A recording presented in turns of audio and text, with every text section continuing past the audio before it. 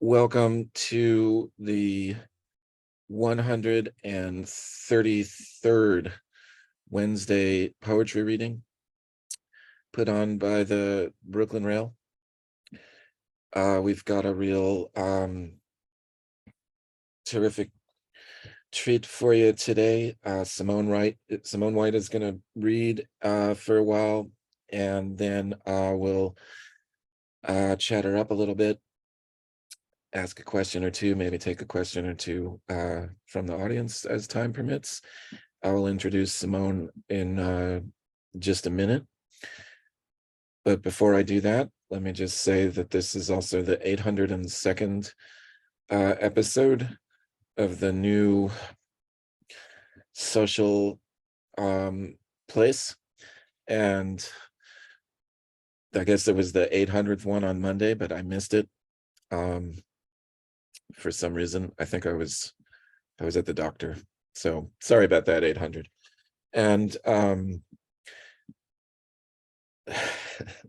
it's great to see you all here. My name's Ansel Berrigan. I'm the host of this series, and I also edit the poetry section, or so I've been told. And we have a terrific staff here working on these events every day. And if you haven't been to one of these, please keep an eye on the chat. You can post comments, but there'll also be info on Simone's various endeavors and things related to the Brooklyn Rail. I'm really happy to get to have Simone here reading with us. Simone's the author of several books, including most recently On Being the Other Woman, which was published by Duke University Press last year. It has this amazing cover with this profile, which I've been trying to figure out how to take a picture of me looking at the book to post on Instagram, but I haven't done it yet. Simone's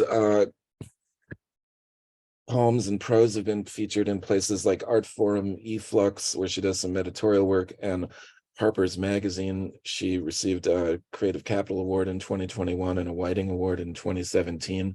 She's been teaching at the University of Pennsylvania as the Stephen M. Gorn Family Assistant Professor of English for the last several years, and also works at Bard College's summer MFA program. And she's done extensive work at the Poetry Project at St. Mark's Church also, and all of her books are terrific, and you should get them and read them all. Please welcome Simone White to the Brooklyn Rail reading series.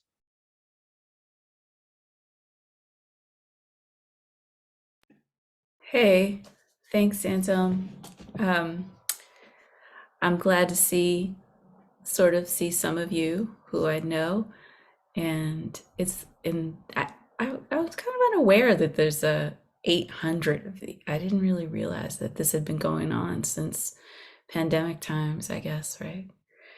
I didn't make like a plan or anything. I figured I would read some poems from On Being the Other Woman, and then see how much time I had, and then maybe make some theoretical claims at the end that have to do with On Being the Other Woman and the stuff that I was doing in that book, which now feels like, the poems are from a few years ago.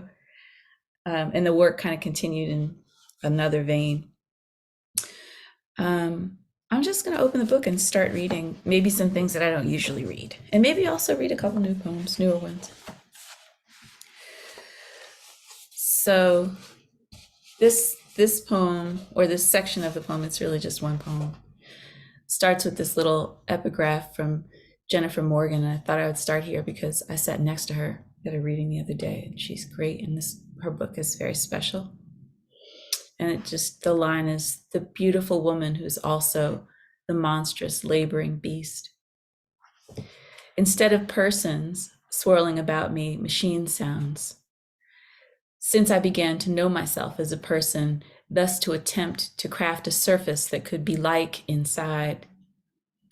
The vision I have of myself as a woman coming by way of this poem inside which seeing changes. The poem's time, both long and never, the poem surrounds or bends or encircles the characteristic of being one, penetrates and moves through dense singularity to contest its interpretive and material primacy. The poem is separate from and is constituted by the interpenetrative, not metaphorical possibilities of the works that surround it, not metaphorically. The poem is, and I am, surrounded by this thing. That it is a matrix of gorgeously humane vulnerability to non-linguistic materials, such as sine waves, how we catch and are simultaneously damaged by the groundwork of aliveness. Not me and not the poem, though it may be formally and discursively impossible to demonstrate their difference. What have I said about the figure to distinguish it from the symbolic? The music does not make me feel. The poem is an account of how I am the songs, and they are me, although I do not make them and cannot, and the songs say they hate me anyway, although I must and do love them, and are even so the truth of the surround. Or an exploration of a certain aversive possibility in, or foreignness to, one's own creaturely survival, which is where I am locating or living in Blackness and in my life as a woman. What can be and is done to me, then by me, because of what future means. It's beside the point what I think about trap music. Trap music calls out to bodies within its range at a level of materiality that's on the register of horror, insofar as it combines what Black people call soul with the history of being worked to death. It is not my problem that it doesn't call out to you. Where are you, then, in the places of the human with which it is in contact, which it touches and creates? Where does feeling originate? Another name for the Black present, which is the present, or time-space, or the dimensions. It is for me to breathe, or not breathe, continuously, air.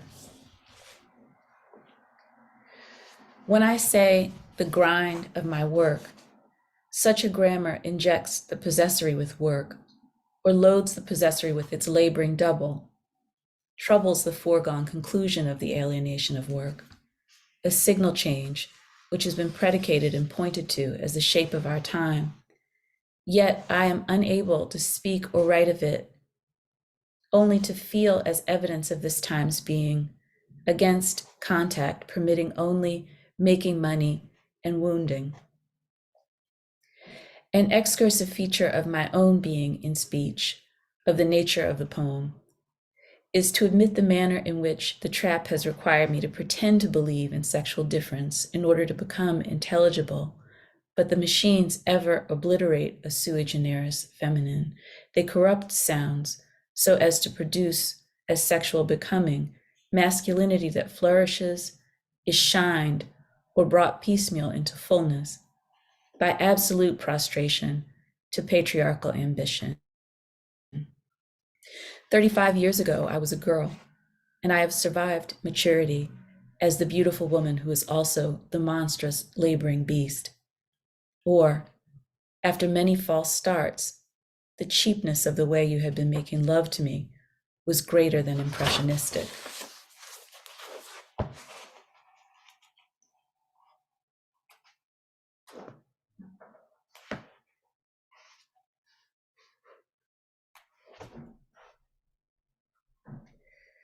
Go to jail.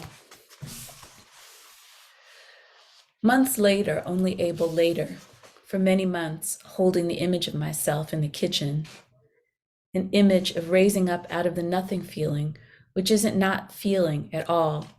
I don't feel nothing. I feel like I want to strangle somebody most of the time. Seeing the image as an energetic problem of not being raised up too, junky and at the ready, I'm saying up and above the vagueness of knowing togetherness. There we were together, learning the spiritual and the literary should never be confused. I am not in my body. Acts of holding, not exactly trying to resolve how it is I am involved in Chicago's war, though I'm interested in and anticipating a certain kind of moral demand. Pussy How You Warring is meaningful to me in its digital strike or pluck that covers the time within which it becomes instantly possible to gather. As the high frequency is withheld, the passion is in the stinginess of the strike, the tease. There are two definitional proposals with respect to the hi-hat in that song, I'd say. One, allowing it to become drill in this refrain or pattern. The other, proposing singularity or arrest, something incredibly stupid or bad in that plinky anti-loop. It curls up around the spasmodic coughing from which it is technically and sonically apart, and the completely undanceable horror of this Ike pack. No one stops dancing. I am holding close to me May's voice with me at all times when I'm thinking. Different problems with working or beginning with the non-relation between me and them. Always making an excuse for feeling close, scuttling away. Dance is not an endorsement of violence, but of course it is. When dancing, holding also the problematics of uplift, I do feel spread out. I feel helpless and resent the sense that separating myself from feelings of love and enjoyment for the sake of so-called liberation is fucking us all up. Do I know myself to be a person who is stalked? Am I a killer? I can barely stand the convergence between May's Stars book and what I'm trying to say about feeling empathy. You try to hold on to the visibility of this object and its location. Just as unbearable when the object is a form of personal power. Now I'm close. You're laughing at my orgasm joke, but it's not a joke. I ain't joking. From which I have learned to be irresolute.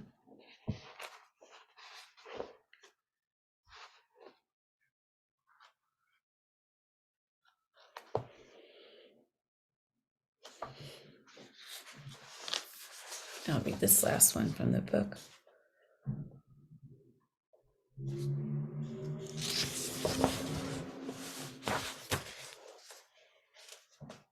I always hesitate when I start to read this, and then I realize it's part of the book. I'm allowed to read it if I want to. It's already been published. Okay. So this says at the beginning, it says for ED and WC, and that's Emily Dickinson and Wanda Coleman. I am an ignorant fucker, difficult to be close to, in that I am unsentimental and intimate with everyone. This is connected to the problems I'm working through regarding metaphor as a form of patriarchal control over language and a currency of poetic power. My ex-husband calls me an ignorant fucker when I complain that his hugely pregnant white girlfriend, who I do not know, who I tolerate, since for the last month and indefinite future my son must live in her house 2 days in a week, cannot show up unannounced in my child's classroom, where I pay all the bills, and I watch and half do nothing, and half help in the acquisition of literacy and reason. I say, this is no place for this white woman. She is a free rider on my labor and love for my son.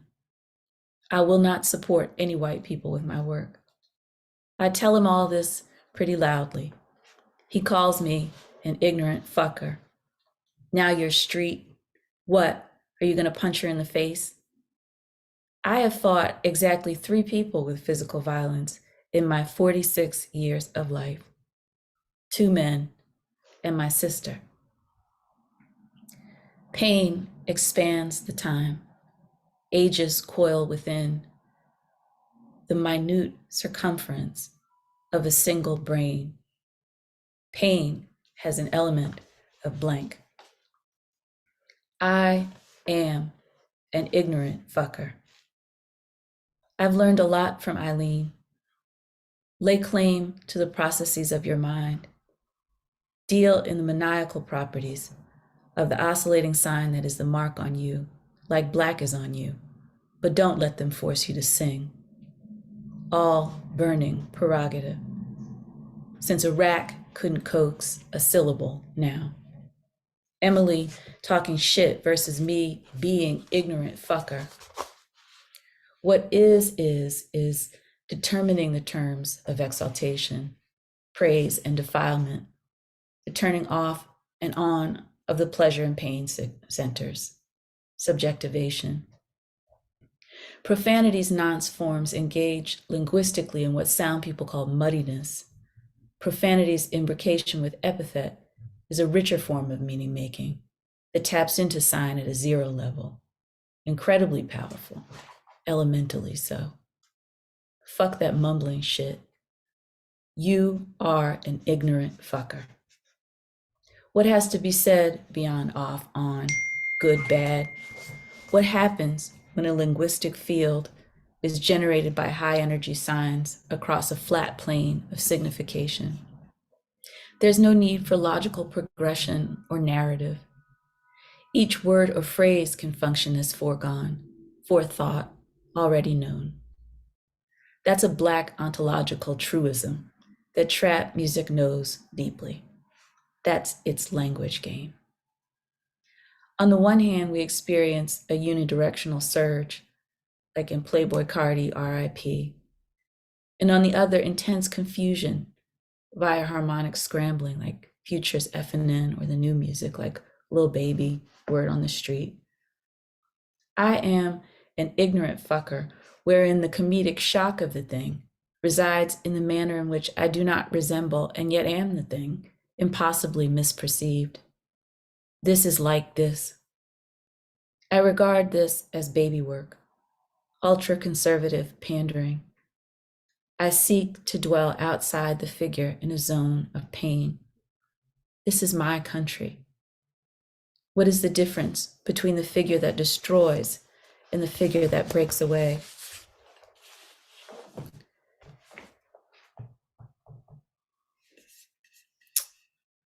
I'm going to turn on my do not disturb, sorry.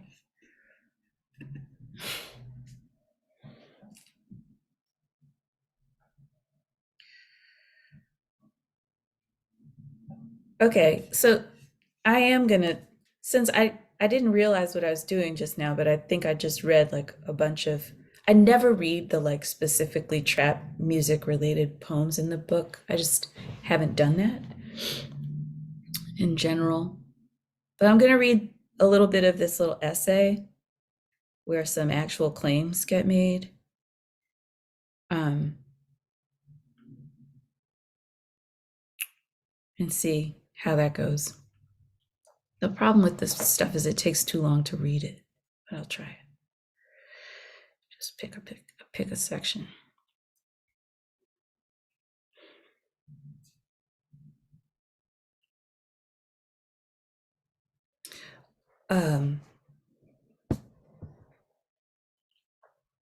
Although the term musicological history in itself suggests belief in cultural continuity, that is in tension with my suggestion that trap music appearance signals displacement of hegemonic histories of Blackness, including that of Black music.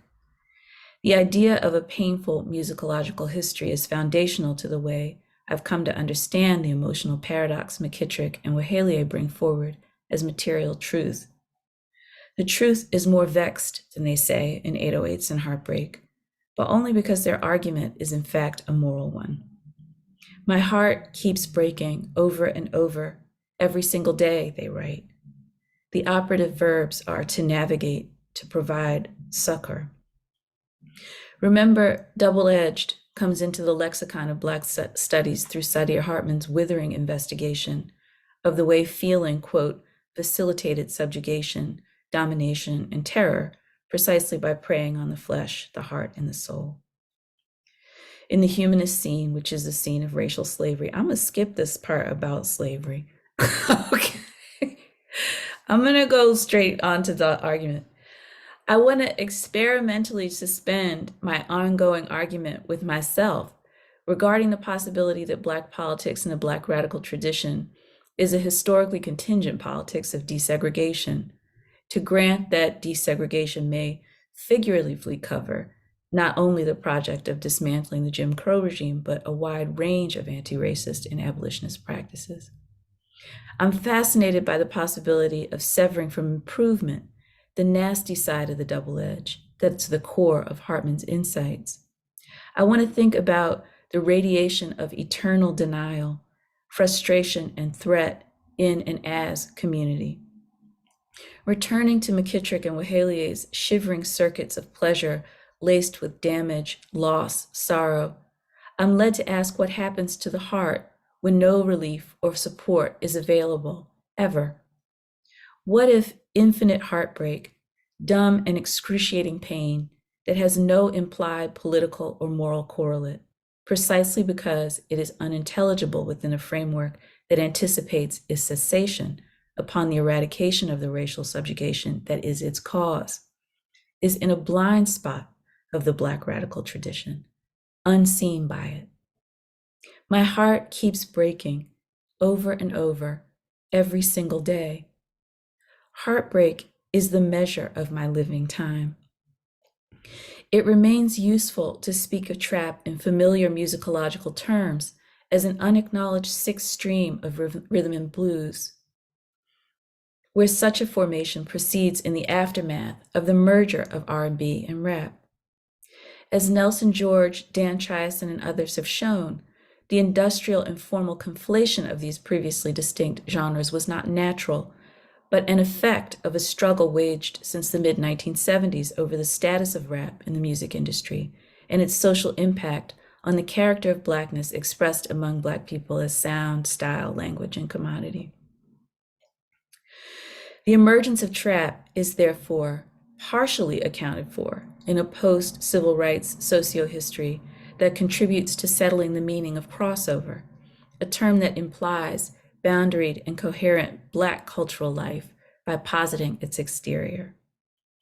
What would have been settled is not only that many of trap's most popular performers, including Future, Lil Baby, Lil Uzi Vert, and Young Thug, etc., are masters of R&B type harmonizing, such that they are rappers who can be understood to croon, but that their mastery proceeds from the carefully engineered crossover strategies practiced in the 90s by figures such as Sean Puffy Combs, Babyface, and Clive Davis, who positioned Boyz II Men, Mary J. Blige, and Whitney Houston along a continuum of swagger.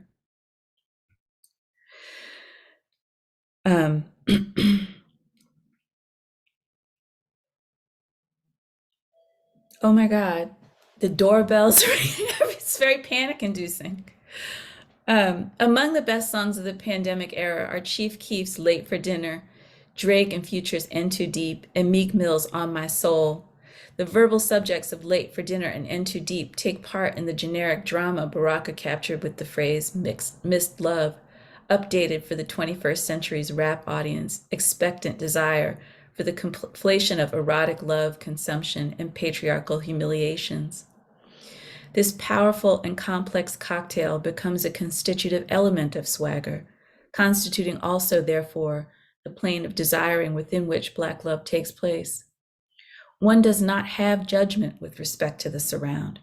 One encounters it, one moves within it. One's body is alerted to its swim and glitter. So the chorus of Late for Dinner, my bitch, I'm finna break up with her. In Too Deep narrates some complexities regarding the question of whether bad bitches fuck for APs. And Future, more specifically, is the undisputed champion of the contemporary panty dropper, also known as the slow jam, a form that developed simultaneously with rap. How does trap, as a hybrid form of rap and R&B, operate in the field of intimacy to regulate and create ideas of Black social life in heartbreaking ways? I'm going to stop there.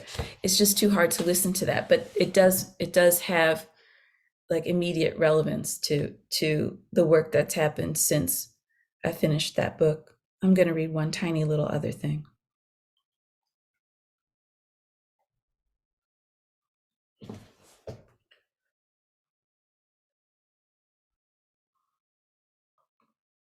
This is called Void, two-step. Rent and rent. Things cleave, separate from what is composed. What was within the property of a body, then no longer, and a new space, so to speak, opens as what absolutely was not previously present. Precisely, division is not this hesitant emergence of new borders, loosely healing. In October, the darkest month, or November, it is dark, so dark, the stoop always in darkness. Fanny reads, and I know why I do this work, or why a figure, hunched in a series of dark hoods, eternally passing by, must stumble along the rim of a coverture that binds it to darkness, skin of darkness. To inhabit an abyss, a simple line between figures, is stumbling between the house across the street, come into the possession of a very young man who lives alone in a palatial house, a dwelling so improbably unfit for a single human, whose white skin is a false clue. All the backs of these Bedford-Stuyvesant houses hunched up against the brick of themselves, one whose roof is caving in, abutting the house where I am said to live, yet outdoors holds that notion of living in utter contempt. Don't one move life in the dark line between garments and walls? Indeed, my illusory possession of the space inside the house that also scrapes the non-possession of a house held by a corporation, occupied at this time by those who are unhoused, who live in pink sweaters or single shoes, spastically displayed beside the chair where someone has gone on to live without this single shoe, stepping like one, because the covered foot is too terrible to accept, thus improperly exposed to hold the body awkward on one, not allow what is called gesture to take place, continually remaining within the pressure of the void. Surge before violence, once habitus, a perpetual coil of drink-bound impecunity, delirious heckled armor, wanting the aroma on the armpit of the void, what brushed the eyelids and cervical spine down, such a curve, but what soft. That's it, I'll stop there.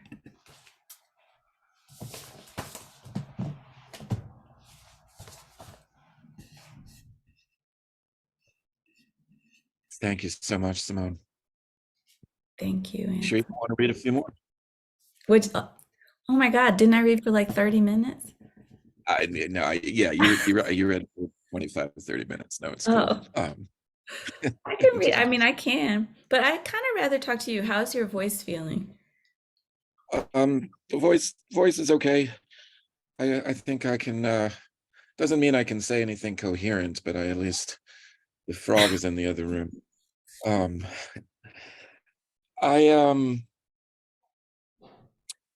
Okay, a couple someone's things literally coming into my house. Hold on a second. You mean, That disturbs me. Hold on just 2 seconds. no problem.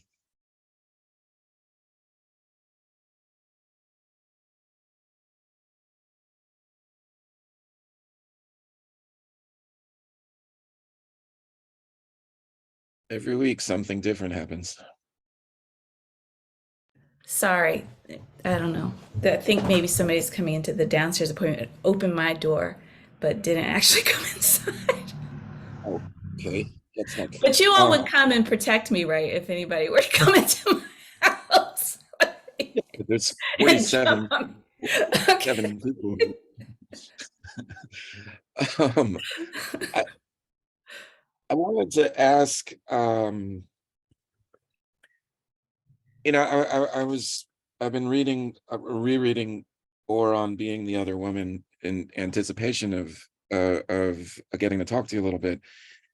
And one of the things that I'm curious about, just on a sort of basic level, is there's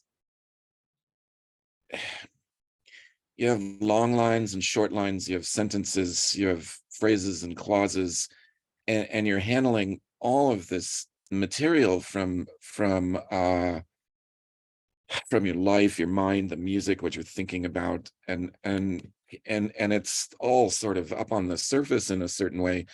And I guess I'm just wondering how, in writing this material, A, you were able to hold it together, and B, how sound was functioning for you, if it was functioning as a kind of guiding um point of focus at all, like sounds and the sounds of the words and in the Yeah. language, because the movement across the poems, there's all this variability, but then everything is super precise at the same time.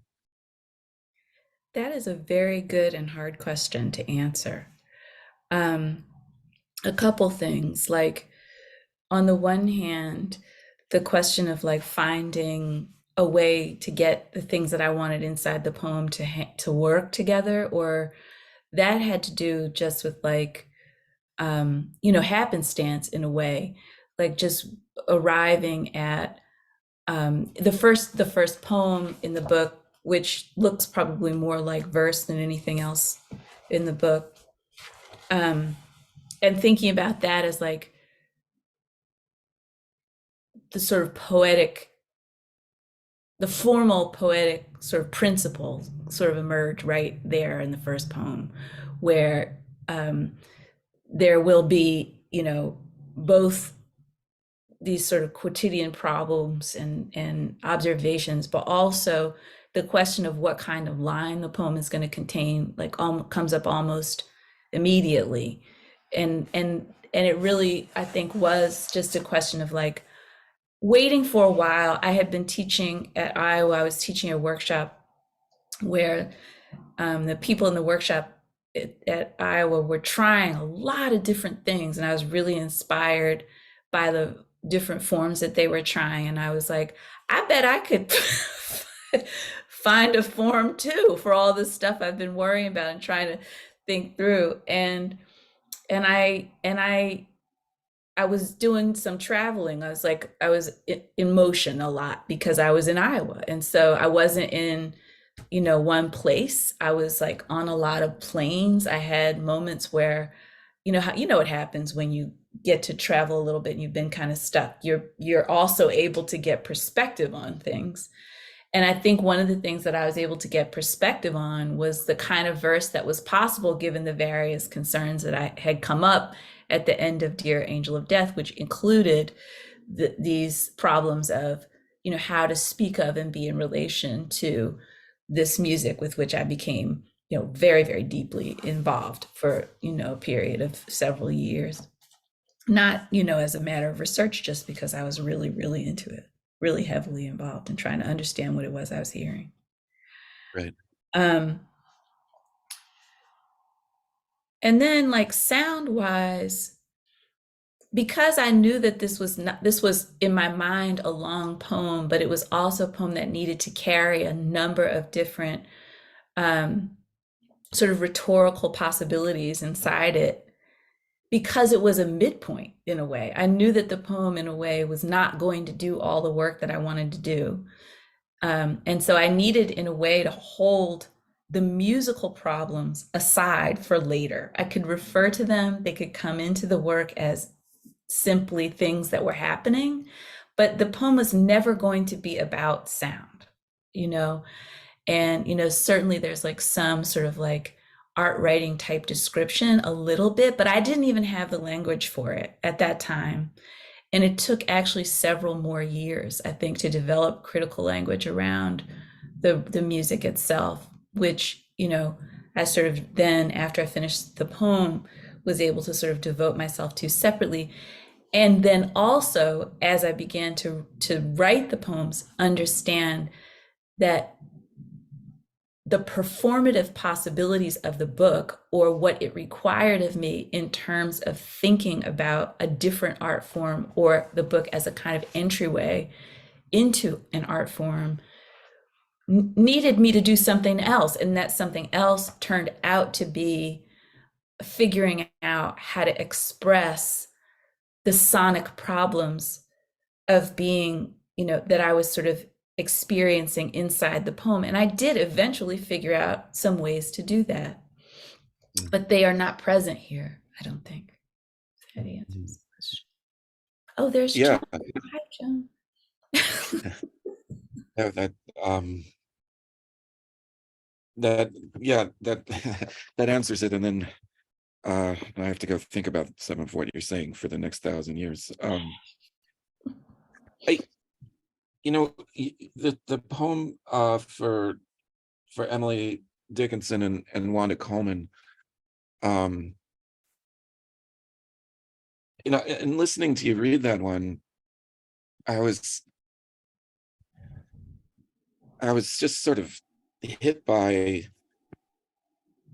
this feeling that you start off a poem by saying, I am an ignorant fucker, right?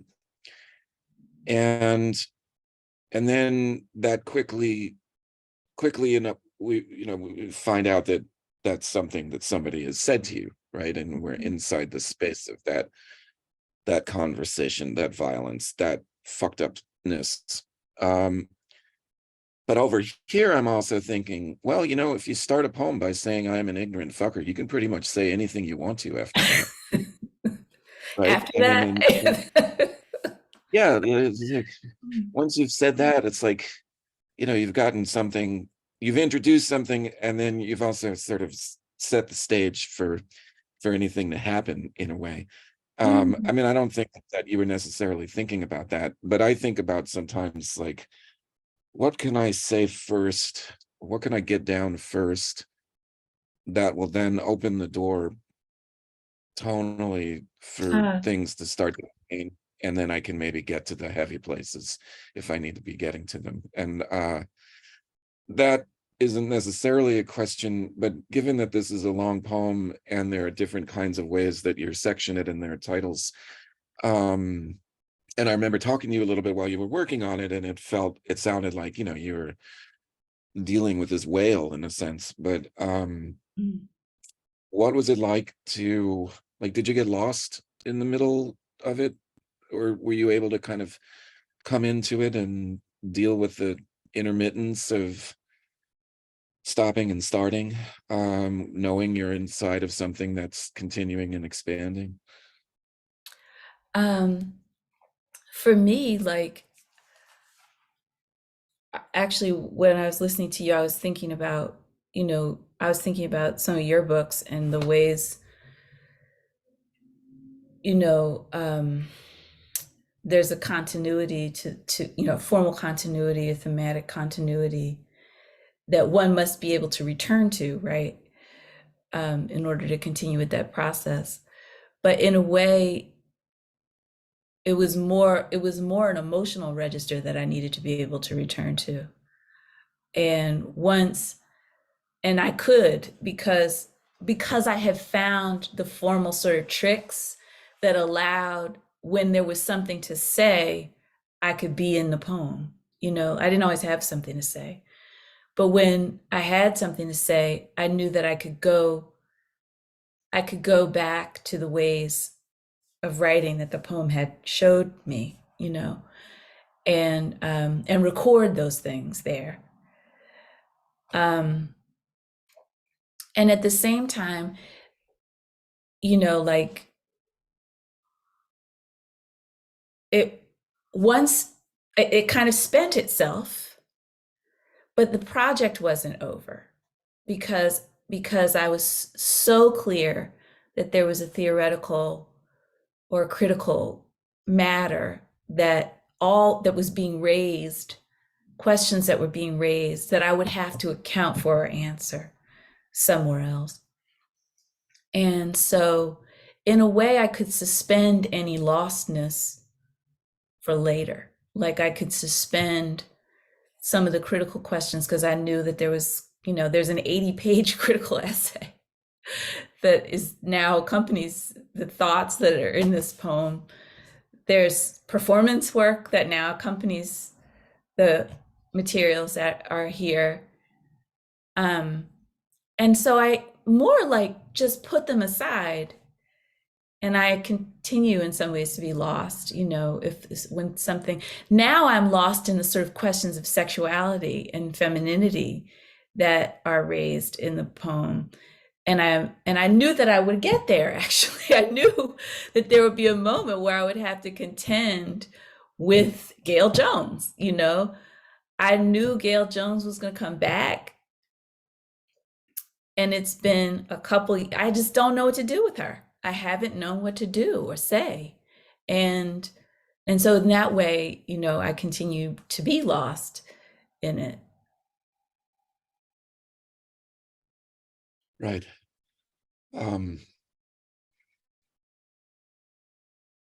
Yeah, there's a value to being lost at times, at least in writing, that is not often acknowledged, I would say. And maybe that goes back to partially to what is the sentence? William Carlos Williams wrote an essay in 1919, and he said something like, Americans are cursed with the desire to be understood.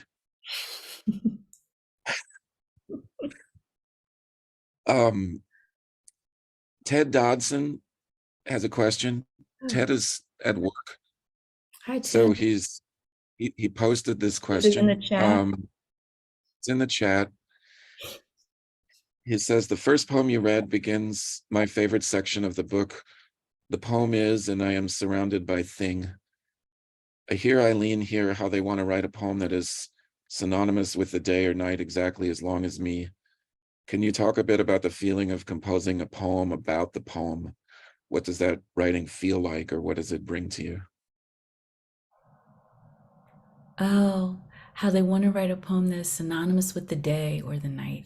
Yeah, I am not always aware of how much Eileen, how much permission I've been given by Eileen to be in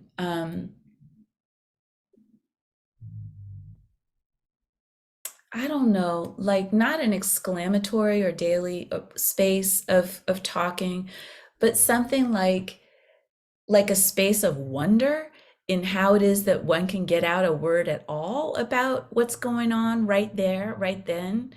And that's a quality of their work that I find continuously astonishing. That, like in the new book, I'm often like, why is this so exciting?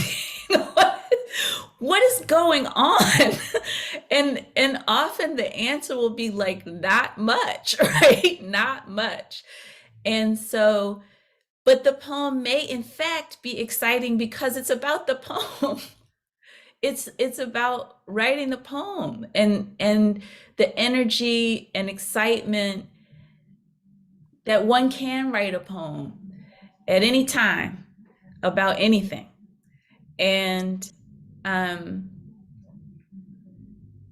yeah, I feel like that is one of the things I've taken from Eileen's work, that there's an energetic quality, being able to communicate that energy about the excitement of writing as an art, being in it, and how you transmit that excitement.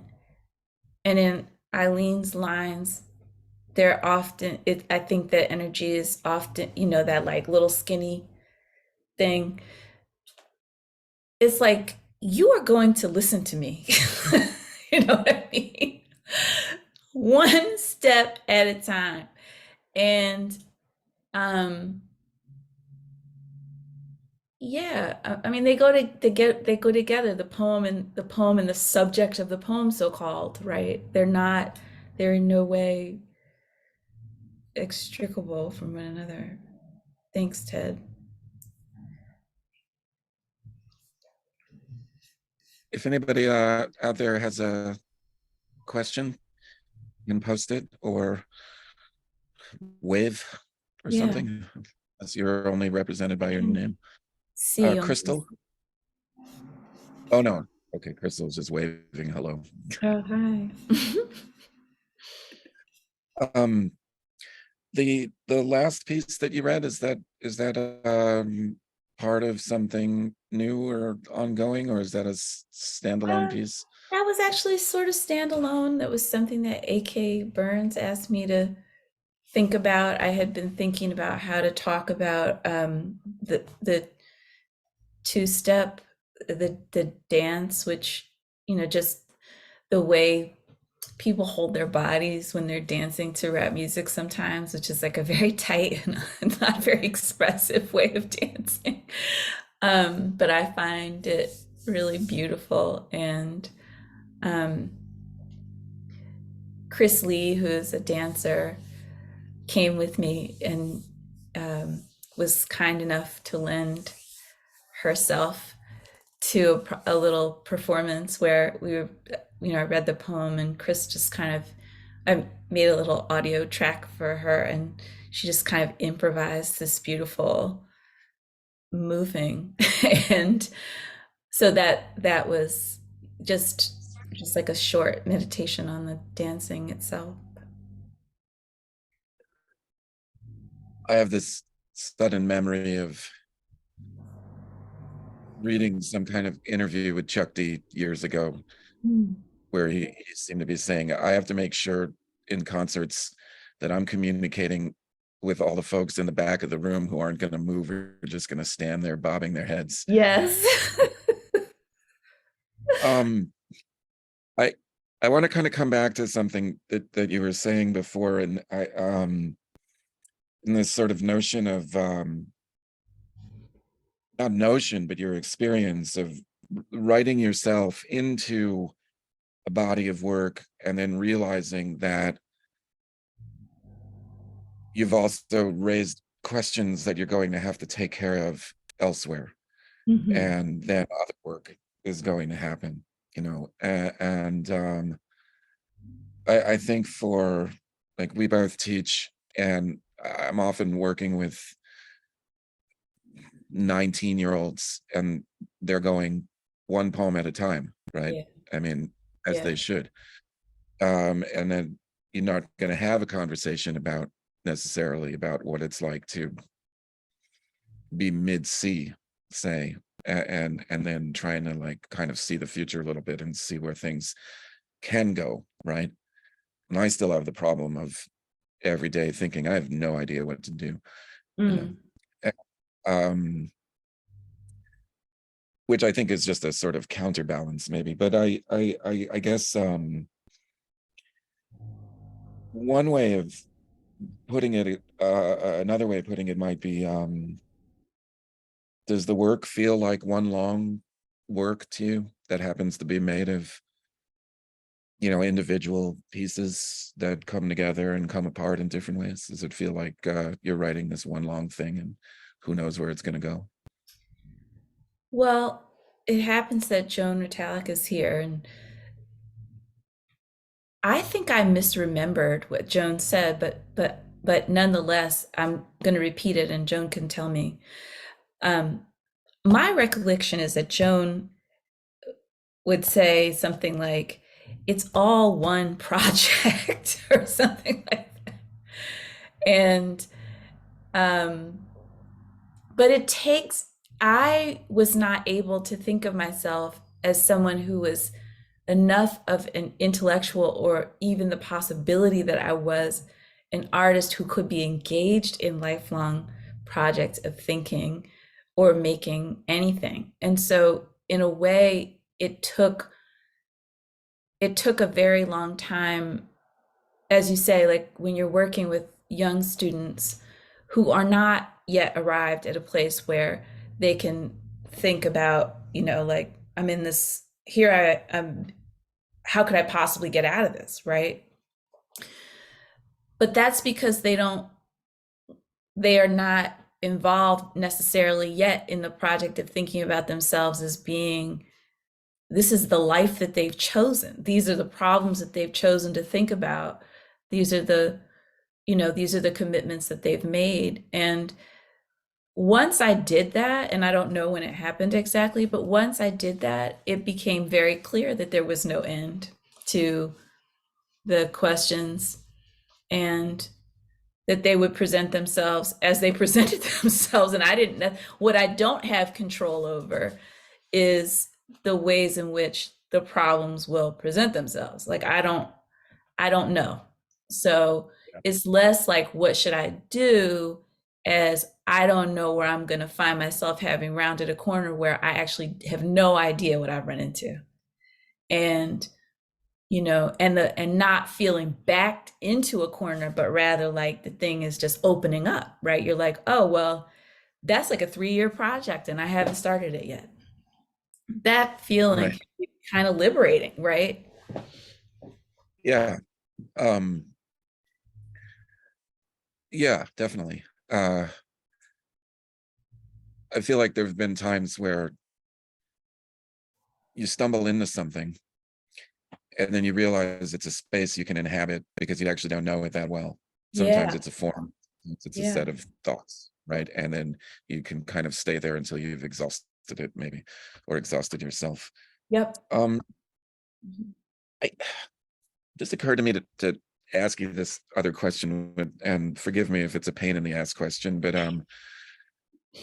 do you, I'm remembering that that you trained as a lawyer. You were a lawyer for a while, right? Or Yeah. and I did, is there any sense at this point that that particular kind of relationship with language that I think you might have to have if you're studying law has kind of crept into the poems or the writing, or informs any ways that things get put together, or is that just the past?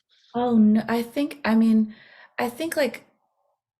was such a formative period at the moment during which I was studying, and the way that I went to Harvard Law School and I was only 22 when I started. So there's no way to leave that behind. um, and it may be that the ways in which it stays with me are not, because I think what I learned in law school, or eventually, and maybe not until I, went to get a PhD, was how to leave behind the kind of questions that are like critically important for lawyers. Like, and I don't mean like everyday practitioners, I mean like people who are legal philosophers even. Like, I was like, I actually don't want to ask those questions. I'm not going to get anywhere with this. And at the time, all I could know was that it was just not working. That was all I knew. Um, but yeah, everything. I also, I'm a very practical person at bottom, like super practical. And in some ways, the sort of, the disinterest in people's emotional lives that I experienced in that training, and the sort of inflexibility about rhetorics, and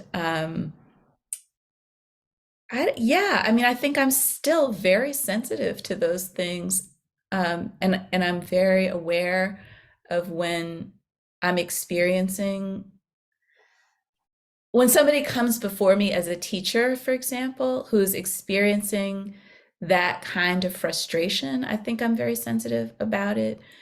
I mean, not that I like can always fix it for them, but I feel empathy, and I think it's changed me as a teacher. I think it's made me a very, very different kind of teacher. Um, because yeah, those people who had any mercy on me, I remember like so clearly, and am so grateful for them, Right. because yeah, it was just such a difficult experience for me. I remember a few summers ago at Bard during the pandemic, we were reading some of the essays, some of the writings by Denise Ferreira de Silva, right? And Mhm. there's a sort of legal scholarship as part of her whole critical project. And this sense, I remember just having this, because you had been talking about her prior to that as somebody you were interested in, and then I actually found that my way into the work had to do with how she was talking about law in particular cases, in that including the Amadou Diallo case, and that how that opened up the philosophical space for me to kind of enter into. But Mhm. which also just makes me want to ask you what you might be reading now, what reading is giving you or Mm. what works by other people, music, other genres, what's giving you energy and sustenance these days? I'm going to repeat something which I've been saying for a few years, which is that reading is no longer easy for me. Really, really hard. And so for I was working with my reading group on the newest De Silva, which is Unpayable Debt, for a little while. We also read together. We reread Black Marxism, which is something I hadn't read in a very long time, which was really great.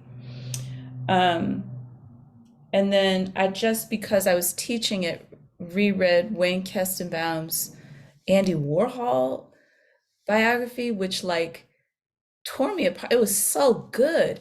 Like the writing was so good. And I am, in a way, it just made me, I don't know, it made me want something to do in a way. Something to write that cogently about. Um, Is that yeah, like short biography from that a short series that Penn? biography in a series. Yeah, and it's just called Andy Warhol. I read that. Yeah. Yeah.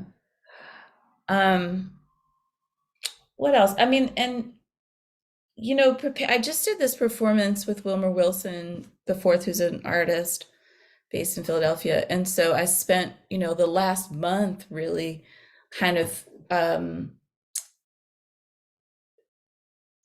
I don't know, maybe finally coming to terms with, I mean, how I want to be listening to, um,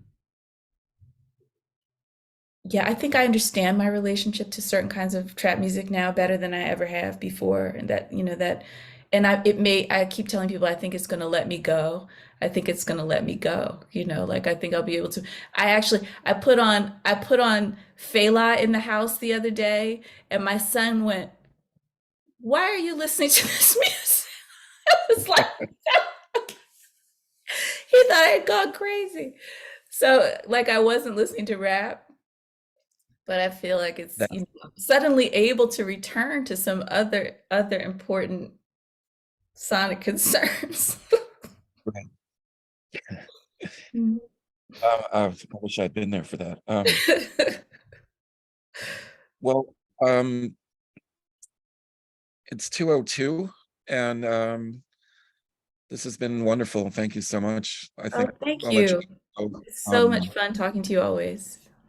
Yeah, and I hope to see you soon in person off the screen. Also, June is here, homesick, and she Oh, asked me 15 weeks ago. She said, "Can I turn on the TV?" And I was like, "No," but then I yeah. had to mute myself for a second because she was opening up a gigantic bag of chips. Mhm. Um, that's her. Hi. Did you get the Haven't TV seen her on?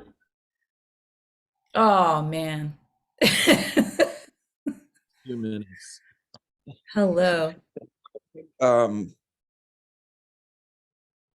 Thank you so much. And I guess we'll do the thing where we throw open the mics and let everybody say hello before saying goodbye and uh, Hey. go off to the day or night.